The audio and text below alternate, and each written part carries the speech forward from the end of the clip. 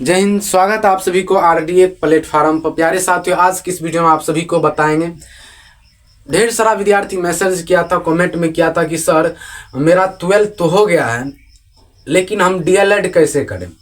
ठीक है, टीचर बनना चाहते हैं।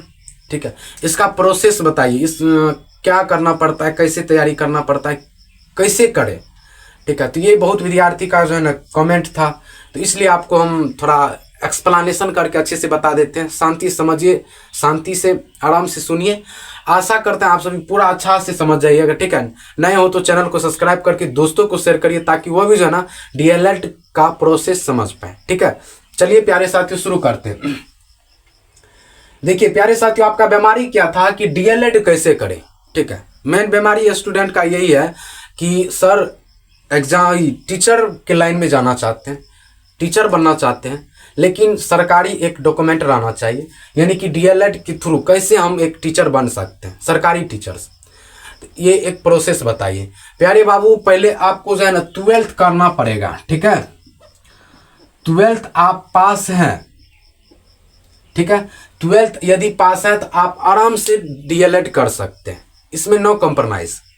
ठीक, आराम से आप डीएलएड कर सकते हैं। ठीक है, डीएलएड एक एंट्रेंस एग्जाम होता है।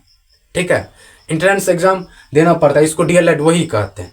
डीएलएड का एक एंट्रेंस एग्जाम होता है, वो करके आप सीटेट का एग्जाम दीजिए। सीटेट का एग्जाम निकल जाता है तो आप तब बीपीएससी निकालिए। क्यों बीपीएससी लागू कर दिया बिहार। ठीक, तो ये बात है, बिहार सरकार लागू कर दिया कि जो भी बीपीएससी कंप्लीट जिसका है तो वो आराम से टीचर्स बन सकते हैं। वो भी बीपीएससी लेवल में जो भी टीचर बनते हैं ना, तो लल्लू फत्तू थोड़े बनिएगा ना, पूरा है प्रोफेशनल। ठीक है, आपका सैलरी भी रहेगा कितना, 30,000 35,000 से शुरू रहता है सैलरी। ठीक है, टीचर का। तो इसको थोड़ा ध्यान में रख करके तब बनाया गया है कि बीपीएससी के थ्रू जो भी टीचर्स निकलता है उसको 30,000 पर मंथली देंगे। तो इसलिए थोड़ा टफ है एग्जाम भी और पैसा भी है। कोनो चीज पाने के लिए तो कुछ चीज तो खोना पड़ता ही है ना, तो ये बात है। तो प्यारे साथियों ये बात है। तो आपको जो है ना पहले क्या करना पड़ेगा, डीएलएड यानी कि एंट्रेंस एग्जाम निकालना पड़ेगा। ये निकल जाता है तो तब आप सीटेट का एग्जाम दीजिए। ठीक है, सीटेट एग्जाम निकल जाता है तो अब तब क्या दीजिए, आपका अंतिम चरण आता है बीपीएससी। ठीक है, बीपीएससी अंतिम चरण आता है। इसमें क्या करना पड़ता है कि पहले पीटी का एग्जाम देना पड़ता है। ठीक है, पीटी का एग्जाम दे दीजिएगा तो तब मेंस का एग्जाम देना पड़ता है। मेंस समझ रहे हैं ना, तो मेंस का एग्जाम देना पड़ता है। मेंस में क्या होता है, एग्जाम लिखित, ओनली लिखित क्वेश्चंस पूछेंगे आपको। जैसे 10th में जो है ना 12th में पास किए होंगे तो लिखना वाला भी बीच में आया होगा क्वेश्चन, ये नहीं कि खाली ऑब्जेक्टिव। तो इसमें जो है ना लिखित एग्जाम होता है मेंस में। ठीक है, मेंस में।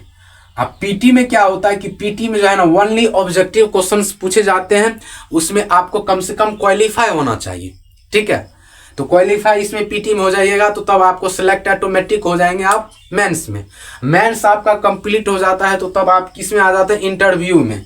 ठीक है, इंटरव्यू में क्या पूछता है, ऐली बाली इधर उधर आपका जो है ना माइंड को चेक करेगा कि बच्चा कहाँ तक है। ज़्यादा इधर उधर से पूछता है सवाल। ठीक है, इन्हें कि आपको सिलेबस से पूछेंगे, कुछ क्वेश्चंस पूछते हैं सिलेबस से, ऐसा बात नहीं है। तो बट ये पर यहाँ पर वो होता है कि आपको इंटरव्यू में बहुत बढ़िया विद्यार्थी ऑल बॉल हो जाता है। ठीक है, पीटी मेंस तो ये निकाल लेता है, लेकिन बढ़िया विद्यार्थी ऑल बॉल हो जाता है कहाँ पर, इंटरव्यू में। उसका माइंड चेक करता है, लेकिन वो जो है ना बोले का आम तो बोल देता है इमली, बोले कि इमली तो बोल देता है आम। ये बात है, याद रहता है क्वेश्चंस, ऐसा बात नहीं कि याद क्वेश्चंस नहीं रहता है। वो विद्यार्थी को क्वेश्चंस याद रहता है, बट वहां पर उसका माइंड जो है ना डाइवर्ट हो जाता है। समझ रहे हैं ना, तो वो बात है। तो ये डीएलएड करके टीचर्स बन सकते हैं आप। ठीक है, सरकारी टीचर्स। उसका मंथली पर मंथ जो है ना 30,000 पर मंथ ले, तो ये आगे बढ़ाएगी दरमा। ऐसा बात नहीं कि बिहार बोर्ड पूरा पागले है, बढ़ाएगी। ठीक, प्रोफेशनल टीचर बनिएगा, ये नहीं कि लल्लू पत्तू। अभी जो है ना जितने भी टीचर स्कूल में देख रहे हैं ना अभी के टाइम में, अब कुछ टीचर्स गया है बीपीएससी वाला, नहीं तो जो है ना तीसरा चौथा का जो है ना उसको गणित दे दीजिएगा ना तो छुल समझ रहे हैं ना, हाँ वही कर देंगे। तो वो बात है। तो अभी के टाइम में जितने भी टीचर्स हैं ना, सब जो है ना बेंच साफ करने जाता है, ऐसे करके साफ कर देगा, आराम से मुड़ी रखेगा, आराम से नींद कुंभकर्ण के तरह सो जाएगा। अभी के टीचर कर रहे हैं, बहुत स्कूल में ऐसा हो रहा है। तो सरकार को जो है ना इस पर नजर देना चाहिए, ठीक है। हर टीचर को जो है ना 6 मंथ में जो है ना ट्रेनिंग देना चाहिए, कैसे पढ़ाइएगा बच्चों को, कैसे क्या करनिएगा, ठीक। तो उसको ये टाइट करना चाहिए। लेकिन सरकार क्या, सरकार का कुछ जाता है, उसका तो बेटा बेटी विदेश में पढ़ता है, उसको क्या है, इधर तो गरीब तो सनकता है ना। लेकिन गरीब इधर चौपट हो रहा है, तो गरीब को समझना चाहिए थोड़ा, ठीक। जितने भी थोड़ा बड़े पॉलिटिकल के जो आदमी है, सरकारी स्कूल में बच्चा को कभी नहीं पढ़ाता है वो, ठीक है। वो कहाँ पर पढ़ाता है, तो थोड़ा अलग हट करके। और जो स्कूल में टीचर है वर्तमान में, वो भी अपना बच्चा को सरकारी में जल्दी नहीं पढ़ाता है।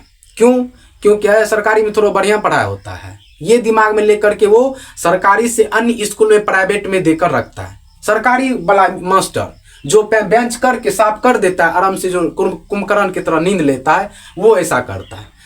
तो बड़ा बड़ा पॉलिटिकल जो नेता सब है, ठीक, वही ऐसा करता है। तो लल्लू पत्तू क्या करेगा, वो भी यही करेगा। तो वह बात है, पब्लिक लेकिन नहीं समझता है, ठीक है। उसको थोड़ा समझना चाहिए, आपका बच्चा बर्बाद हो रहा है, थोड़ा गौर दीजिए, ठीक है। टाइट करवाइए, सब जाइए हंगामा कीजिए कि मेरे बच्चा को सही शिक्षा नहीं मिलता, ऐसा क्यों। आपका वाजिब रुपया जाता है, मास्टर का जो है ना, मास्टर को सरकार वाजिब रुपया दे रहा 30,000 25,000, लेकिन फल नहीं मिल रहा है, बच्चा को फल नहीं मिल रहा है। आपको जो है दाल भात चोखा खिला देता है, वो भी अच्छा से नहीं खिलाता है। ये वहां पर 2 करछुल का एलो है, तो वहां पर कितना करछुल देगा, 1 करछुल। बाद में कि जो बचता है सीधे जो है ना घर जाता है, ठीक। तो ये बात है। तो इस सरकार को थोड़ा यहाँ पर भी नजर देना चाहिए। बच्चा बर्बाद हो रहा है, वो भी बच्चा कौन सा बर्बाद हो रहा है जानते हैं, मिडिल फैमिली का, और जो थोड़ा लो है उसका, गरीब दुखिया का जो बाल बच्चा बर्बाद हो रहा है।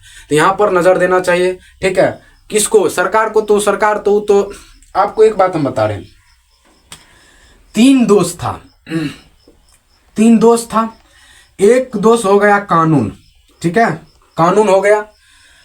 दूसरा दोस्त क्या हो गया, दूसरा दोस्त हो गया नेता, ठीक। तीसरा दोस्त क्या हो गया, तीसरा दोस्त हो गया आपका कानून हो गया, नेता हो गया। उसके बाद तीसरा दोस्त हो गया आपको शिक्षा। कानून पहले से कह रहा है कि कानून अंधा है, भाई जानबूझकर वो अंधा हो गया है। नेता का आप कितनों भी बोलिएगा तू जल्दी सुनबे नहीं करेगा। जब उसका गरज आएगा ना, तो तब देखना गरीब दुखिया को भी पैर पकड़ेगा। वो पैर पकड़ रहा है कि आपको सिखा रहा है पैर पकड़ने के लिए, समझ रहे ना। तो ये बात है। तो प्यारे साथियों, आप उतना बुरले नहीं हैं, उतना पागल नहीं हैं, आप लोग शिक्षित थोड़ा मोड़ा हुए हैं। तो इस चीज को देखिए, आपका जिंदगी जानबूझकर बर्बाद करवा रहे हैं सरकार सब और जो सोसाइटी है वो सब। तो अपने आप को संवरिए और शिक्षित आदमी को वोट दीजिए, हम यही कहेंगे, ठीक। तो मिलते हैं नेक्स्ट वीडियो में, तब तक के लिए बाय बाय। वैसे हम